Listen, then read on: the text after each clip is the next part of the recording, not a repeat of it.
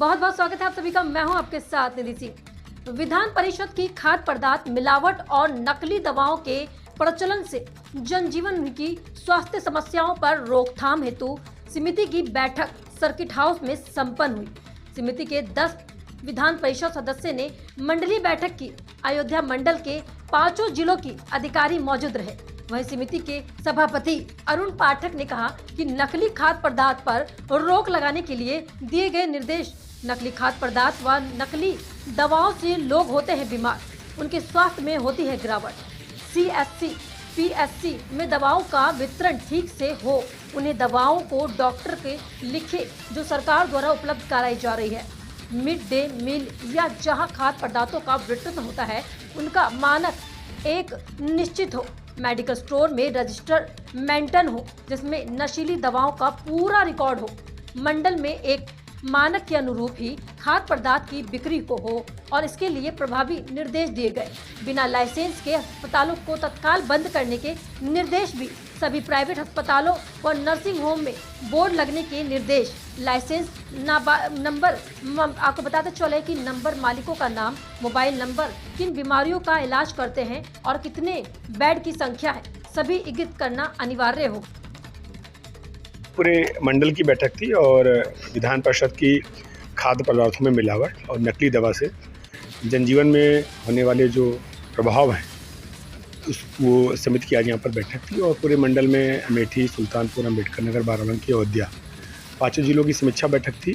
खास तौर से जिस प्रकार से नकली खाद्य पदार्थों की बिक्री होती है और बड़ी संख्या में लोग बीमार और उनकी हानि पहुँचती है, और नकली दवा, साथ ही साथ जो PSC और CSC हैं वहाँ पर दवाओं का वितरण ठीक से हो, उन्हीं दवाओं को डॉक्टर लिखें जो सरकार द्वारा उपलब्ध कराई जा रही हैं। और मिड डे मील या सरकारी में जहाँ पे खाद्य पदार्थों का वितरण होता है उनका मानक एक निश्चित हो, जिससे कि गरीबों को पहुँचाई जाने वाली जो योजनाएं उन्हें समुचित रूप से उनको लाभ मिल पाए। मेडिकल स्टोरों में H1 रजिस्टर हो जिसमें नशीली जो दवाइयाँ होती हैं उनके बिकने का पूरा रिकॉर्ड होना चाहिए। हमारे जो FSO हैं, जो खाद्य सुरक्षा अधिकारी, उनके द्वारा एक मानक के स्तर का ही खाद्य पदार्थ उनके क्षेत्र में बिके, इसके लिए भी प्रभावी निर्देश दिए गए हैं। जो बिना लाइसेंस के अस्पताल हैं वो न चल पाएँ तो उसके भी निर्देश दिए गए। और आप लोगों से मेरा निवेदन है कि 1 हफ्ते बाद ऐसे सभी जो हॉस्पिटल है, नर्सिंग होम है, वहाँ पर एक बोर्ड लगाना सुनिश्चित हुआ है जिसमें उनका लाइसेंस नंबर, मालिक का नाम, मोबाइल नंबर और किन बीमारियों के इलाज के लिए और कितनी बेडों की संख्या के लिए इस अस्पताल ने अपना लाइसेंस लिया है वो वहाँ पर इंगित होना अनिवार्य होगा। और चूँकि ध्यान में ये आया है कि ये एक तीर्थ स्थान है अयोध्या, जहाँ पर बड़ी मात्रा में बाहर के लोग भी आते हैं और एक यूपी का अच्छा मैसेज लेके जाते हैं, उनको नकली खाद्य पदार्थ ना उपलब्ध हो। और पूरे देश में नकली खाद्य पदार्थों से बहुत सारी बीमारियाँ भी फैलती हैं और जनजीवन अस्त व्यस्त होता है, लोगों की मृत्यु तक भी हो जाती है। वो उत्तर प्रदेश में ना हो।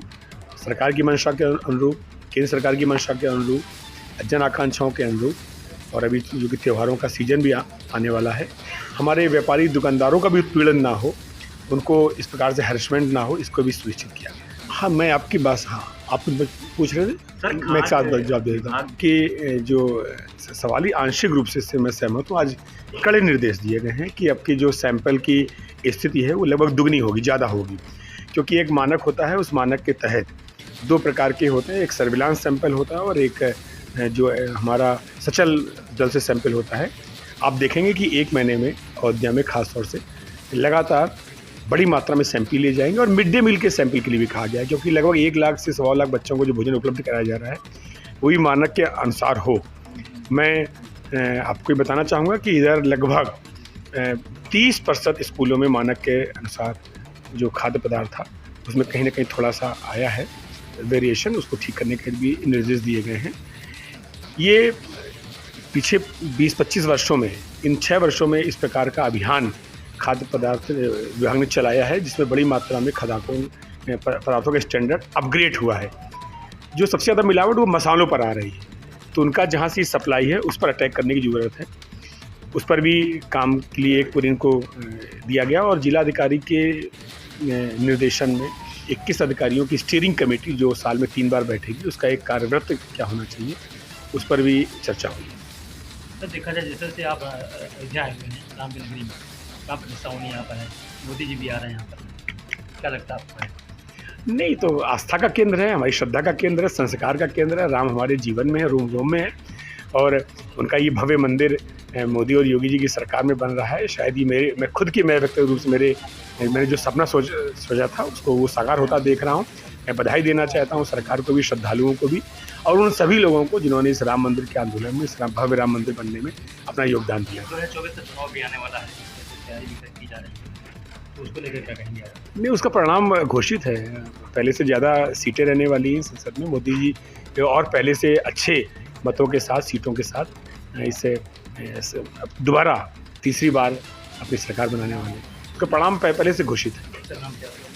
मैं अरुण पाठक हूँ, मैं सदस्य विधान परिषद हूँ और इस समिति का सभापति हूँ।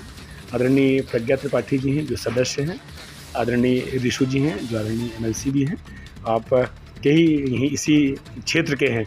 और